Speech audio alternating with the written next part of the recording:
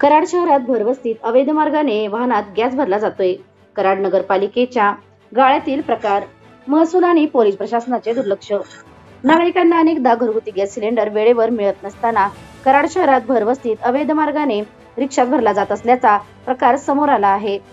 सदरचा प्रकार कराड नगरपालिकेच्या गाळ्यात होत असून प्रशासनाचा वरदहस्त असल्याचे सांगितले जात आहे.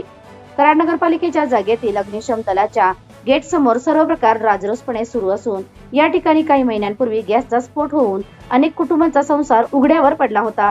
कराड नगर परिषद या गाळेधारकांवर कारवाई करणार का? तसेच महसूल प्रशासन गॅस भरणाऱ्या व्यक्तीवर कोणती कारवाई करणार? त्याचबरोबर अवैध मार्गाने रिक्षात गॅस भरणाऱ्या रिक्षा चालकावर कारवाई पोलीस प्रशासन करणार का? याकडे आता लक्ष लागून राहिले आहे. SK क्राईम न्यूज साठी संतोष कदम, कराड.